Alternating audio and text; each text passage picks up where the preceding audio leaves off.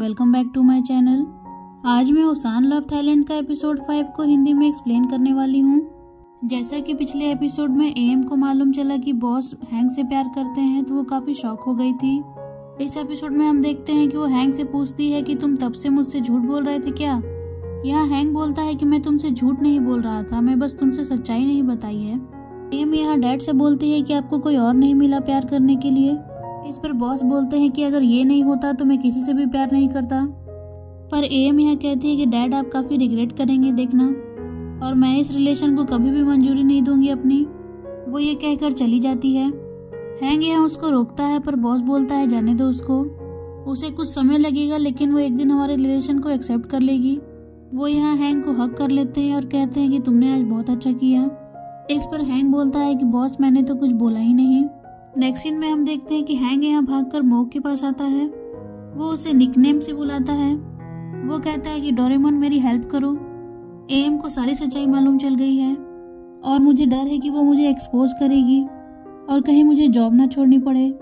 इस पर मोग कहता है कि थोड़ा शांत हो जाओ, तुमने किसी के हस्बैंड को तो नहीं चुराया है ना, ये तो बॉस थे जो तुमको लाइक करते थे। और कहता है कि वो कोई बच्ची नहीं है, एक न एक दिन उसको सच्चाई मालूम पड़नी ही थी।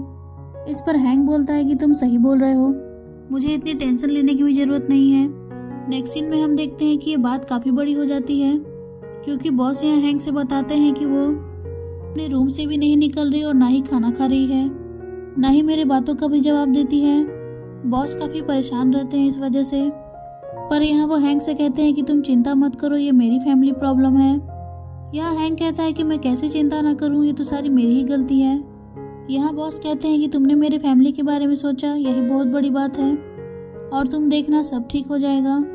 वो एक्साइटेड होकर कहते हैं कि चलो मीटिंग पे चलते हैं। लेकिन जैसे ही वो चलने लगते हैं वो टैब की जगह चॉपिंग बोर्ड उठा लाते हैं। हैंग उनको बताता है कि बॉस ये टैब नहीं है, ये आप चॉपिंग बोर्ड ले आए हैं। बॉस कहते हैं कि रुको मैं घर पे फोन करके किसी से अपना टैब मंगाता हूँ, पर वो फोन की जगह एसी का रिमोट उठाकर बात करने लगते हैं। हैंग ये सब देखता है तो घबरा जाता है कि सर का तो दिमाग काम नहीं कर रहा है सही से। वो उन्हें कॉफी पीने के लिए कहता है तो बॉस कॉफी की जगह कुछ और ही पीने लगते हैं। यहाँ हमें पता चलता है कि बॉस काफी स्ट्रेस में है, इसलिए उल्टी सीधी हरकत कर रहे हैं। हैंग को लगता है कि उन्हें मीटिंग पोस्टपोन करनी पड़ेगी। नेक्स्ट सीन में हम देखते हैं मो भी यही कहता है कि सर के साथ कुछ सही नहीं चल रहा है। वो एसी का रिमोट लगातार देखकर किसी से बातें कर रहे हैं। यहाँ हैंग बताता है कि वो काफी स्ट्रेस है अपनी बेटी को लेकर। तभी वहाँ और भी कलीग्स आ जाते हैं। यहाँ म्यू कहती है कि मैंने भी स्टाफ से सुना है कि अगर इस बार हमारा सेल्स गिर गया तो हमें बोनस भी नहीं मिलेगा। यहाँ न्यू भी डाटा दिखाता है जिसमें कंपनी का सेल्स गिरते ही जा रहा था क्योंकि बॉस का ध्यान कहीं और है। यहाँ सारे लोग परेशान रहते हैं कि अगर यही हाल रहा तो उन्हें बोनस भी नहीं मिलेगा। यहाँ 10 कहता है कि अगर ऐसा ही हाल रहा तो बॉस को भी रिजाइन करना पड़ जाएगा। मो यहाँ हैंग से कहता है कि मुझे ये बताओ, जब तुमने अपना फोटो उनके फोन में देखा था क्या तभी से ये सब हो रहा है। हैंग को भी रियलाइज होता है कि हाँ ये तो उसी टाइम से हो रहा है। वो यहाँ कहता है क्या मैं ही हूँ रीजन जिस वजह से हमारी सेल्स गिर रही है। नेक्स्ट सीन में हम देखते हैं कि बॉस यहाँ प्रेजेंटेशन की तैयारी कर रहे होता है। हैंग यहाँ पूछता है बॉस आप ये कर तो लेंगे। यहाँ बॉस कहता है कि तुम चिंता मत करो, ये डील हमें आज मिल ही जाएगी। नेक्स्ट सीन में हम देखते हैं कि प्रेजेंटेशन शुरू हो जाता है और बॉस भी अच्छा प्रेजेंट कर रहे होते हैं। यहाँ हैंग मन में सोचता है मैं बेकार में ही बॉस पर डाउट कर रहा था, ये अपने काम में कितने बेस्ट हैं, उन्होंने कितनी अच्छी प्रेजेंटेशन दी है। क्लाइंट भी खुश हो जाता है और डील को साइन करने के लिए हाथ मिलाना चाहता है। बॉस जैसे ही हाथ मिलाने उठते हैं तो हम देखते हैं कि बॉस तो पैंट पहनकर ही नहीं आए थे। यहाँ काफी फनी सीन दिखाया जाता है, लेकिन वहाँ जितने भी लोग बैठे थे काफी एम्बेरेस हो जाते हैं। लेकिन इतनी अच्छी प्रेजेंटेशन देने के बाद भी डील फाइनल नहीं हो पाती, वो पोस्टपोन हो जाती है। नेक्स्ट सीन में हमें बॉस को दिखाया जाता है जो अकेले छत पर बैठे रहते हैं। वो काफी दुखी रहते हैं कि उनके वजह से ये सब हो गया। उन्हें देखने के लिए सारे कलीग छत पर आते हैं। यहाँ न्यू कहता है कि मैंने बॉस को देखा था कि वो मीटिंग से पहले बाथरूम गए थे, शायद वहीं से वो पैंट पहनना भूल गए। म्यू यहाँ कहती है कि कोई बात नहीं, हमारी डील कैंसिल तो नहीं हुई है, बस पोस्टपोन हुई है। इस पर 10 कहता है कि आगे पता नहीं क्या होगा इस कंपनी के साथ। ये सब सुनकर हैंग बोलता है क्या वो बॉस से अकेले में बात कर सकता है। यहाँ हैंग बॉस से बात करने आता है और उन्हें उनका पैंट देता है। यहाँ बॉस कहते हैं कि मैंने तुम लोगों को काफी एम्बेरेस कर दिया, मुझे माफ़ कर दो। इस पर हैंक कहता है कि आपको माफ़ी मांगने की ज़रूरत नहीं है, ये तो मेरा ही फॉल्ट है, मेरी वजह से आप और आपकी बेटी लड़ रहे हैं। वो कहता है कि मैं आपकी कोई भी मदद कर सकूं तो प्लीज़ मुझे बताइएगा। इस पर बॉस बोलता है कि तुम जो बोल रहे हो वो करोगे ज़रूर ना। हैंक कहता है हाँ मैं ज़रूर करूँगा। वो कहते हैं कि क्या तुम सैटरडे को मेरे यहाँ लंच करोगे। हैंक भी बिना सोचे समझे हाँ कह देता है, पर बाद में उसको रियलाइज होता है तो कहता है कि मैं इस सिचुएशन में कैसे फंस जाता हूँ हमेशा। लेकिन बॉस यहाँ बहुत खुश हो जाते हैं कि हैंक आएगा तो वो अपनी बेटी से बात कराएंगे, सब चीज़ को ठीक करने की कोशिश करेंगे। इनमें हम देखते हैं कि बॉस यहाँ एम के लिए खाना लेकर जाता है। वो कहते हैं कि तुमने कुछ भी नहीं खाया सुबह से, ऐसे तो तुम बहुत ही पतली हो जाओगी। लेकिन यहाँ हम देखते हैं एम तो आराम से खाना खा रही होती है, वो डैड की बात भी नहीं सुनती, वो तो बस गेम खेल रही होती है। लेकिन जैसे ही बॉस कहते हैं कि हैंक आने वाला है मिलने, तो वो बातों को सुनने लगती है। बॉस कहते हैं कि हैंक बहुत अच्छा लड़का है, कल वो आएगा तो तुम उससे मिलने जरूर आना, मैंने उसे कल लंच पे बुलाया है। एम ये सुनती है तो बाहर निकलती है और कहती है कि मैं ठीक है, मैं आऊँगी लंच पर। बॉस बहुत खुश हो जाते हैं। फिर एम बोलती है कि अगर वो मुझे इम्प्रेस करने में हार गया तो आप उससे कभी भी नहीं मिलेंगे, ये आपको प्रॉमिस करना होगा मुझे। बॉस कहता है ठीक है, जैसा तुम कहो, लेकिन उसने मुझे अपने प्यार में पड़ने पर मजबूर किया है तो मुझे विश्वास है कि तुम भी उसे लाइक करोगी। एम बॉस के हाथ से खाना लेकर रूम में चली जाती है। फिर बॉस उसको फिर से थैंक यू बोलता है मानने के लिए। नेक्स्ट सीन में हम देखते हैं हैंक यहाँ गेम खेल रहा होता है। तभी मो आता है और पूछता है कि तुम अभी तक सोए नहीं, कल तो तुम्हें उससे मिलने भी जाना है। लेकिन यहाँ हैंक कहता है कि जिसकी वजह से टीम की रेपुटेशन खराब हो रही है वो कैसे सो सकता है, क्योंकि वो सोच रहा होता है कि ये सब उसी की वजह से हो रहा है। टीम अच्छा परफॉर्म नहीं करेगी तो किसी को भी बोनस नहीं मिलेगा। मो यहाँ उसको कहता है कि वो ज़्यादा से ज़्यादा हेट ही करेगी ना तुमको, वो तो ये पहले से करती है, तो तुम्हें किस बात का डर है। लेकिन यहाँ हैंक पूछता है कि तुम मुझे किस वजह से लाइक करते हो मो। वो जानना चाहता है क्योंकि वो थोड़ा इनकरेज फील करेगा और वो इसी वजह से एम को इम्प्रेस कर पाए। मो यहाँ कहता है कि तुम्हें हमारा प्रोविजन पीरियड याद है, मैं उस टाइम से तुम्हें लाइक करता हूँ। हैंक कहता है कि मैंने तुम्हारी उस टाइम मदद की थी क्या इस वजह से। वो कहता है नहीं, जब मैं तुम्हारी अजीब हरकतें देखता था तो मुझे इनकरेज मिलता था, क्योंकि कहीं ना कहीं मैं पहले तुम्हारे ही जैसा था। यहाँ हैंक कहता है कि मैं सीरियसली पूछ रहा हूँ, ये तुम क्या बता रहे हो मुझे। पर मो कहता है कि मैं सच बोल रहा हूँ। उस टाइम मैं काफ़ी लूज़र समझता था अपने आप को, मुझे लगता था कि मुझसे कोई काम ही नहीं हो सकता है। लेकिन जब मैंने तुम्हें देखा तो मुझे लगा मेरे जैसे भी लोग हैं, और तुम वो पहले थे जो मेरे से दोस्ती किए। मैं तुमसे बातें करता था तो मुझे अच्छा लगता था। तुम मेरे साथ तब अच्छे थे जब मैं खुद को भी पसंद नहीं करता था। वो ये सारी बातें हैंक को बता ही रहा होता है, पर वो जब पीछे मुड़ के देखता है तो देखता है कि हैंक तो सो रहा है, वो तो बात सुना भी नहीं अच्छे से। वो इस बात पे मुस्कुराने लगता है और कहता है पहले तो मैं तुम्हें लाइक करता था लेकिन अब मैं तुम्हें हेट करता हूँ। पर वो मुस्कुरा कर बोल रहा होता है ये सब। वो यहाँ सोते हुए हैंक पर कंबल उड़ाकर चला जाता है। नेक्स्ट सीन में हम देखते हैं कि हैंक यहाँ रेडी रहता है बॉस के यहाँ जाने के लिए। उसकी मदद करने के लिए मो, थॉर और चीचा भी आते हैं। वो उसे एक ईयरबड देते हैं और कहते हैं कि ये लगाए रखना, इसे हम तुमसे कम्युनिकेट करेंगे और जैसा हम बोलेंगे वही करना वहाँ पर। हैंक वो ईयरबड पहन लेता है और कहता है ठीक है। उसे फीलिंग आती है कि वो कोई जासूसी करने जा रहा है। चीचा कहती है कि हाँ तुम हैंक बॉन्ड 007 का रोल करने जा रहे हो। इस पर थॉर कहता है कि तुम्हारा मिशन एक ही है, तुम्हें एम को इम्प्रेस करना है। चीचा उसे एक बैग देती है जिसमें केक होता है और कहती है जाओ ये जंग जीत कर आना। नेक्स्ट सीन में हम देखते हैं हैंक यहाँ बॉस के घर आता है। बॉस उसको देखकर काफी खुश होते हैं। वो कहते हैं कि आज तुम इस कपड़ों में काफी अच्छे लग रहे हो। हैंक कहता है बॉस मैं तो हमेशा ऐसे ही कपड़े पहनता हूँ।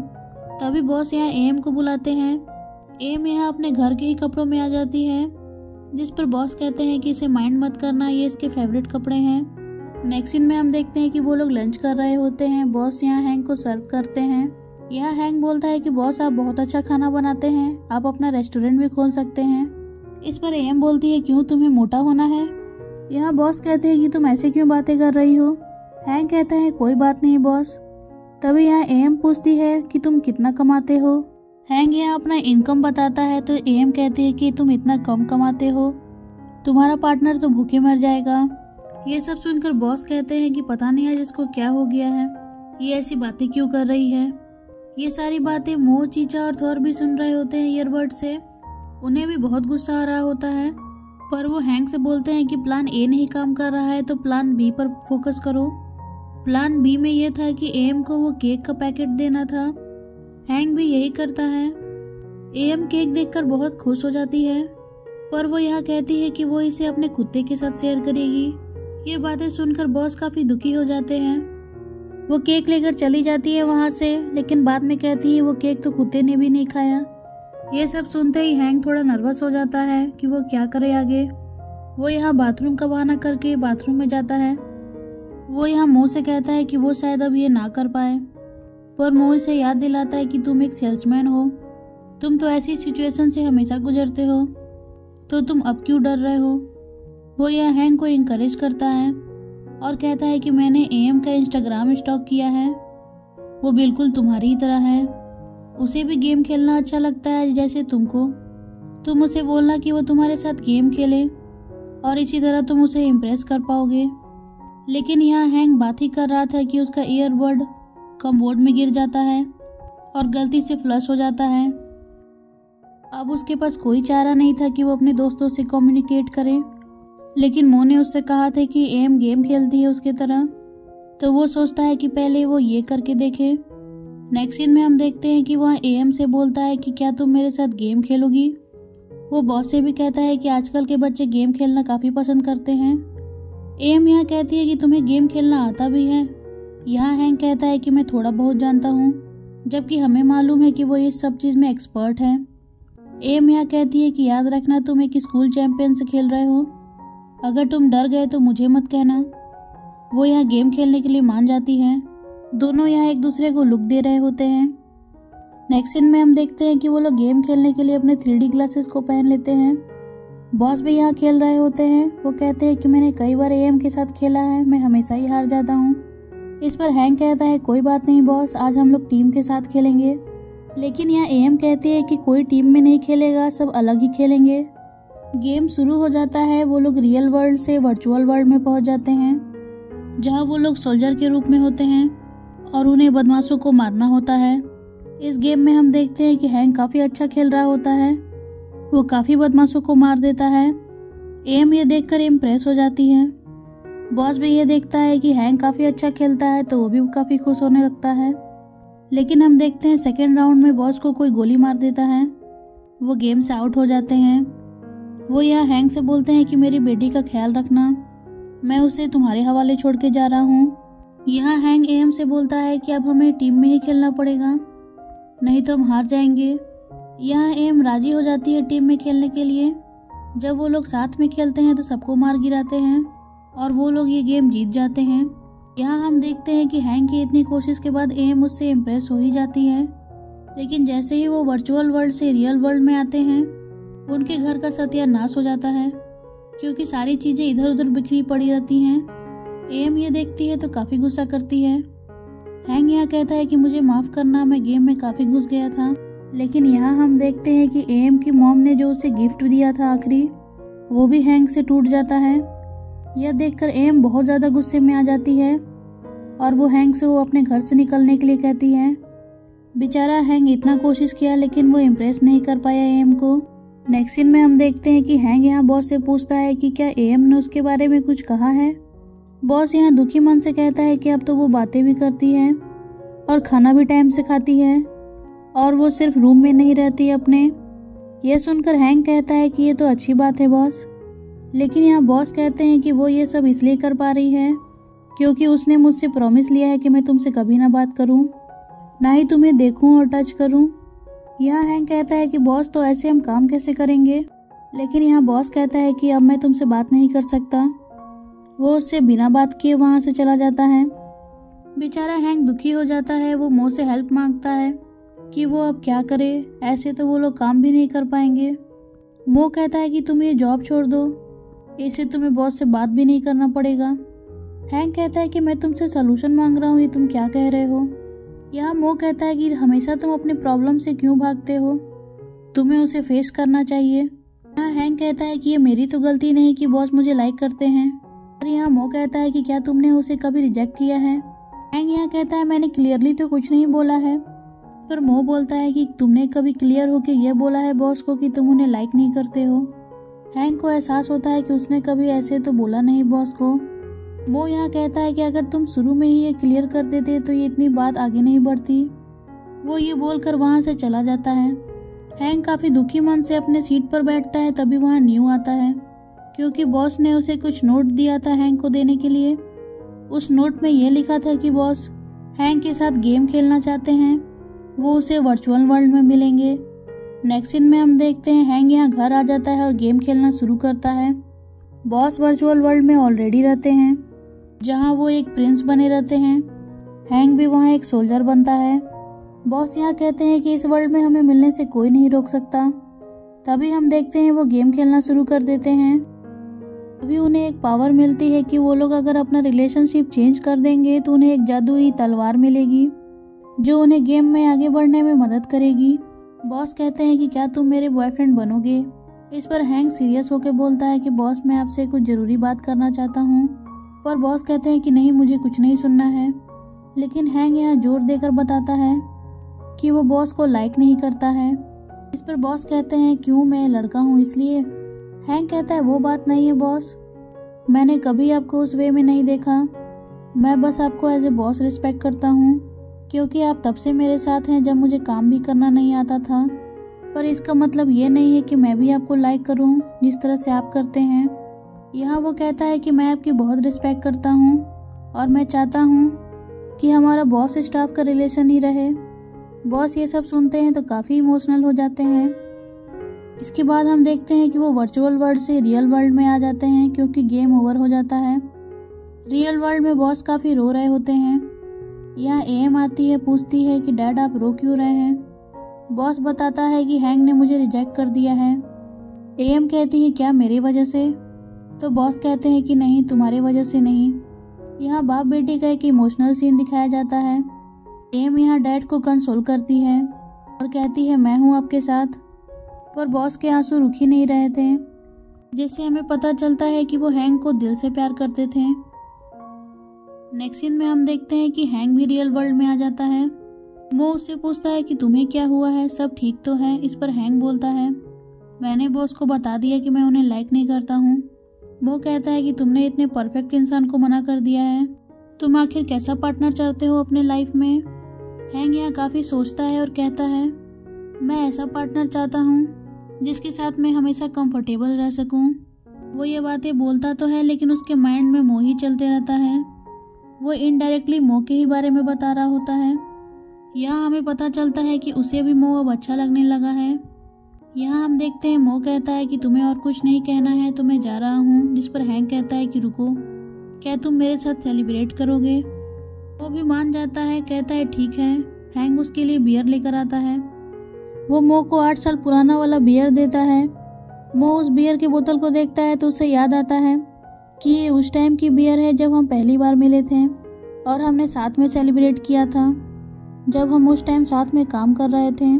वो यहाँ हैंक से पूछता है कि तुमने तब से संभाल के रखा है इसको। हैंक कहता है मैंने तुम्हें वादा किया था ना कि जब हम दोबारा मिलेंगे और साथ काम करेंगे तो हम सेलिब्रेट करेंगे इसी बोतल से। पर मोह कहता है कि क्या ये पीने लायक है अभी। जो वाकई पीने लायक नहीं रहती है, मोह स्मेल करके समझ जाता है। हैंक उसको दूसरा बोतल देता है पीने के लिए और कहता है कि पहले मैं पी लेता हूँ, अगर टेस्ट अच्छा रहा तो मैं तुम्हें दूंगा। वो यहाँ ड्रिंक पीता है, फिर मोह को देता है अपनी जूठी बोतल। मोह भी बिना रुके पी जाता है जैसे कि वो हैंक की जूठी नहीं थी। हैंक उसे ये करते हुए देखता है तो उसको अच्छा लगता है। वो लोग अपना क्यूट टाइम एंजॉय कर रहे होते हैं। तभी मोह कहता है कि उस दिन भी हम ऐसे ही बियर पी रहे थे और चांद भी इसी तरह खूबसूरत है जैसे उस दिन था। हैंक यहाँ चांद की तरफ देखने के बाद मोह की तरफ देखता है और कहता है लेकिन आज का चांद ज़्यादा खूबसूरत है। यहाँ दोनों एक दूसरे को देख रहे होते हैं और इसी तरह से ये एपिसोड यहीं कंप्लीट हो जाता है। तो फ्रेंड्स, आपको ये एपिसोड कैसा लगा मुझे कमेंट में बताइएगा और नेक्स्ट एपिसोड जानना है तो मेरे चैनल को सब्सक्राइब कर लें। Please like, comment, share and subscribe to my channel. Thank you for watching.